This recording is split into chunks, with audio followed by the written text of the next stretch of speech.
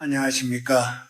올해로 100년이 넘는 세월을 살아온 김영석입니다. 제가 이 긴 시간을 살아오며 수만 명의 사람을 만나고 그들의 삶이 피고지는 것을 곁에서 지켜보았습니다. 그러면서 깨달은 가슴 아픈 진실이 하나 있습니다. 그것은 바로 세상에서 가장 위험한 사람은 악한 사람이 아니라 철학 없는 선함에 갇힌 사람이라는 사실입니다. 지금 이 영상을 보고 계신 당신에게 묻고 싶습니다. 당신은 평생 남을 배려하고 화 한 번 제대로 내지 않으며 착하다는 말을 칭찬 삼아 살아오지 않았습니까? 그런데 왜 당신의 삶은 여전히 고달프고 주변에는 고마움을 모르는 사람들만 가득합니까? 왜 정작 당신의 마음은 하차 터져가는데 사람들은 그것을 당연하게 여기는 것일까요? 제가 100년을 살아보니 알겠습니다. 만약 당신이 50살, 60살이 넘어서도 그저 참는 것이 미덕이라 믿으며 살고 있다면 당신의 남은 생애에서 고통은 결코 떠나지 않을 것입니다. 이것은 저주가 아니라 인생의 냉혹한 원리입니다. 사람들은 흔히 착하면 복을 받는다고 말합니다. 하지만 제가 본 현실은 달랐습니다. 지혜가 없는 선함, 즉 자기 자신을 지킬 줄 모르는 선함은 오히려 악한 기운을 끌어오는 자석이 됩니다. 동양 철학에서는 이를 희치의 불균형이라 부르기도 합니다. 당신이 남의 비위를 맞추기 위해 자신의 영혼을 깎아낼 때 당신의 기운은 탁해집니다. 그리고 그 탁한 기운을 귀신같이 알아차리고 달려드는 것이 바로 아군과 악연입니다. 인생은 학교에서 가르쳐주는 것처럼 그렇게 낭만적이지 않습니다. 내가 배려한다고 해서 상대가 반드시 배려로 갚아주는 법은 없습니다. 오히려 당신의 배려를 무능함으로 오해하고 당신의 인내를 만만함으로 착각하는 사람들이 이 세상에는 훨씬 더 많습니다. 특히 한국 사회에서는 정진이라는 이름 아래 얼마나 많은 폭력이 일어납니까? 가족이니까, 친구니까, 선배니까 참아야 한다는 그 강요된 선함이 당신의 영혼을 좀먹고 있습니다. 제가 만난 수많은 노인 중 평생을 자식과 배우자를 위해 희생하며 천사 소리를 듣던 이들이 정작 임종 직전에는 억울함과 화병으로 눈을 감는 것을 보았습니다. 그것은 선함이 아니라 자신에 대한 학대였습니다. 교수님, 그래도 착하게 살아야지 어떻게 모질게 삽니까? 라고 묻는 분들이 계실 겁니다. 맞습니다. 우리는 선하게 살아야 합니다. 하지만 그 선함에는 반드시 가시가 있어야 합니다. 장미가 아름다움을 지키기 위해 가시를 품듯 당신의 선함도 스스로를 보호할 최소한의 무기가 있어야 비로소 가치를 갖습니다. 자신을 귀하게 여기지 않는 사람을 남이 귀하게 여겨줄 리 없습니다. 당신이 스스로를 함부로 대하며 타인의 요구에 이해라고 대답할 때 당신의 운명은 타인의 손에 넘어가게 됩니다. 50세 이후의 삶은 그동안 밖으로 향했던 시선을 안으로 돌려야 하는 시기입니다. 만약 아직도 남의 눈치를 보며 자신의 운명을 낭비하고 있다면 이제는 멈춰야 합니다. 지금부터 제가 드릴 이야기는 단순한 처세술이 아닙니다. 100년의 생애를 통해 검증된 당신의 찌그러진 운명을 바로잡고 아군의 사슬을 끊어내는 영혼의 단련법입니다. 당신이 더 이상 착한 사람이라는 감옥에 갇혀 눈물을 흘리지 않기를 바라는 마음으로 이 진실의 문을 열어보겠습니다. 인생의 정오를 지나 황혼으로 접어드는 나이가 되면 우리는 문득 뒤를 돌아보게 됩니다. 나는 나름대로 바르게 살았고 남에게 해끼치지 않았는데 왜 내 삶은 이토록 무겁기만 한가 하는 서글픈 질문이 고개를 들지요. 제가 오랜 세월 철학을 공부하고 수많은 이들의 고민을 들으며 내린 결론은 이렇습니다. 당신의 선의가 독이 된 이유는 그 선함 속에 나라는 주인이 없었기 때문입니다. 우리 한국인들은 유독 참는 것에 익숙합니다. 유교적인 전통 속에서 나를 낮추고 타인을 섬기는 것을 미덕이라 배웠지요. 하지만 그 겸양이 지나쳐 굴종이 될 때 그때부터 영혼의 에너지는 썩기 시작합니다. 당신이 누군가의 무리한 부탁을 들어주노라 밤잠을 설치고 무리한 말에 상처를 입으면서도 허허 웃어넘길 때 당신의 내면에서는 소리 없는 비명이 터져 나옵니다. 심리학적으로나 영적으로나 인간의 에너지는 한정되어 있습니다. 당신이 그 소중한 에너지를 남의 기분을 맞추는 데 다 써버리면 정작 당신의 운명을 가꾸고 보호할 에너지는 바닥이 나버립니다. 기운이 빠진 사람에게는 어두운 그림자가 깃들기 마련입니다. 운이라는 것은 밝고 당당한 기운을 좋아하는데 늘 눈치를 보고 마음을 졸이는 사람 곁에는 습한 곳에 이끼가 끼듯 아군이 달라붙습니다. 제가 아는 한 노교수는 평생을 주변의 모든 사람에게 성인성이라 불릴 만큼 베풀며 살았습니다. 하지만 그의 말년은 참혹했습니다. 평생 뒷바라지한 자식들은 당연하다는 듯 더 많은 것을 요구했고 그가 어려워졌을 때 그에게 손을 내민 친구는 단 한 명도 없었습니다. 왜일까요? 그는 선했던 것이 아니라 거절하는 용기가 없었던 것입니다. 상대방에게 나는 막대해도 되는 사람이라는 무언의 메시지를 끊임없이 보낸 셈이지요.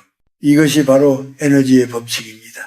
당신이 스스로의 가치를 낮게 책정하면 세상은 결코 당신에게 높은 값을 매겨주지 않습니다. 오히려 악한 의도를 가진 사람들은 당신의 그 값싼 선함을 냄새 맡고 귀신같이 다가옵니다. 그들은 당신의 에너지를 빨아먹고 당신이 지칠 때쯤 비난하며 떠나갑니다. 이것이 당신이 겪어온 배신의 정체입니다. 또한 우리는 업계에 대해 오해하고 있습니다. 무조건 참는 것이 좋은 업을 쌓는 것이라 생각하지만 사실은 그렇지 않습니다. 무례한 사람의 행동을 방치하고 그가 계속 악행을 저지르도록 멍석을 깔아주는 것은 그 사람에게 죄를 지을 기회를 주는 것과 같습니다. 즉, 지혜 없는 선함은 상대방의 악행을 돕는 공범이 되는 행위이기도 합니다. 인생 50년 이상을 사셨다면 이제는 깨달아야 합니다.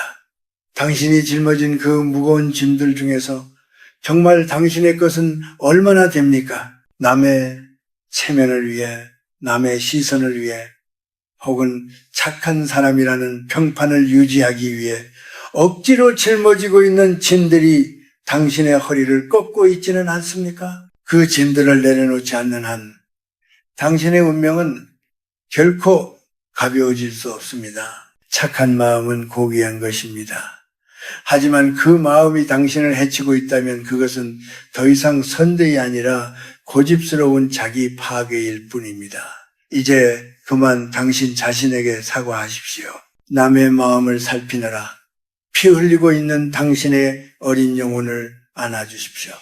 그것이 아군을 끊어내는 첫 번째 발걸음입니다. 이제 우리는 가장 중요한 순간에 와 있습니다. 그렇다면 어떻게 이 아군의 고리를 끊어내고 무시당하지 않는 삶으로 나아갈 수 있을까요?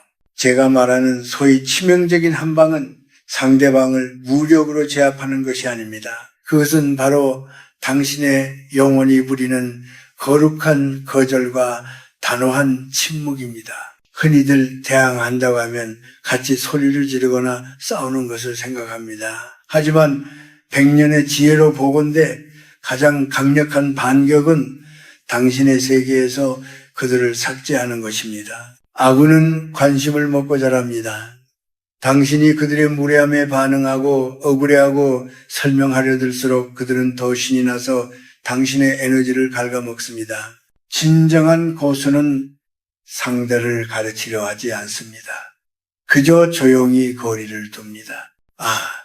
저 사람은 내 인생에 도움이 되지 않는 기운이구나 라고 판단되는 순간 아무런 미련 없이 마음에 문을 닫는 것입니다. 이것을 저는 영적 절교라고 부릅니다. 겉으로는 예의를 지키되 내면에서는 그 사람을 완전히 지워버리는 것. 당신의 감정이라는 소중한 자원을 그들에게 단 한 방울도 내어주지 않는 것이 가장 무서운 복수이자 방어입니다. 우리는 흔히 인연을 소중히 하라는 말에 소가 독이 되는 관계까지 억지로 이어갑니다. 하지만 숲을 보십시오.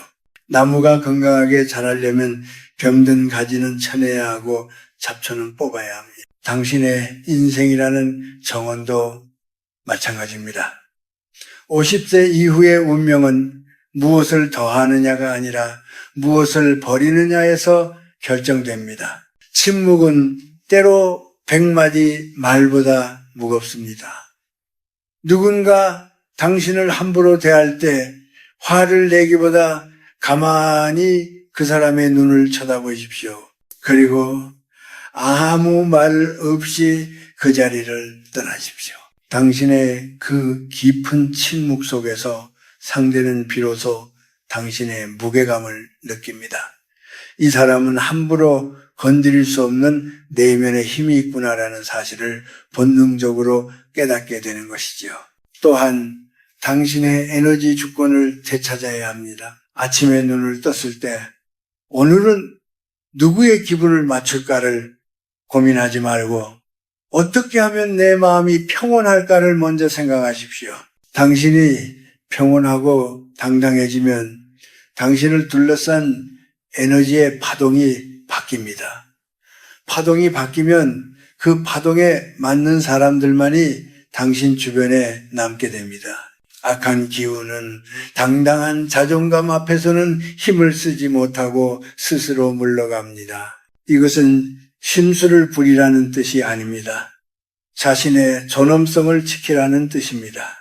성경에도 뱀처럼 지혜롭고 비둘기처럼 순결하라는 말이 있지 않습니까? 순결하기만 하고 지혜롭지 못하면 뱀에게 잡아먹힐 뿐입니다. 당신의 선함을 담을 그릇을 튼튼한 무쇠로 만드십시오. 깨지기 쉬운 유리그릇 같은 선함은 자신도 다치게 하고 남도 다치게 합니다. 지금 당장 시작하십시오. 당신을 힘들게 하는 관계, 가기 싫은 모임, 듣기 싫은 비아냥거림에 대해 아니오라고 말하는 연습을 하십시오. 처음에는 상대방이 당황하고 당신을 비난할지도 모릅니다. 변했네, 독해졌네 하는 소리가 들릴 수도 있습니다. 하지만 명심하십시오. 그 소리는 당신의 영혼이 비로소 자유를 찾아가고 있다는 훈장과도 같은 것입니다. 당신이 스스로를 지키기 시작할 때 하늘도 비로소 당신의 편을 들어주기 시작합니다. 이제 우리는 어떻게 스스로를 지켜야 하는지 그 원리를 깨달았습니다. 그렇다면 구체적으로 우리의 일상에서 무엇을 밀어내고 무엇을 채워야 할까요? 인생의 가을을 지나 겨울을 준비하는 50세 이후의 시간은 마치 집안을 대청소하듯 우리의 삶을 정돈해야 하는 시기입니다. 운이 들어오는 길목을 막고 있는 쓰레기들을 치워야 비로소 새로운 복이 깃들 수 있기 때문입니다. 가장 먼저 여러분의 주변에서 부정적인 기억이 깃든 물건들을 정리하십시오. 우리는 흔히 물건에 집착합니다. 특히 괴로웠던 시절의 흔적, 나를 아프게 했던 사람에게 받은 선물, 혹은 언젠가는 쓰겠지 하며 쌓아둔 낡은 옷가지들이 그것입니다.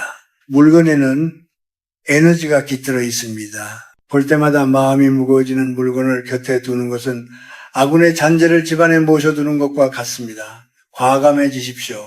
비워진 공간에야말로 신선한 생기가 감도는 법입니다. 둘째로 반드시 버려야 할 것은 자기 비하의 언어입니다. 착한 사람들은 습관적으로 제가 부족해서 그렇습니다. 다 제 탓입니다라는 말을 입에 달고 삽니다. 겸손해 보일지 모르지만 이는 스스로의 영혼에 독을 붓는 행위입니다.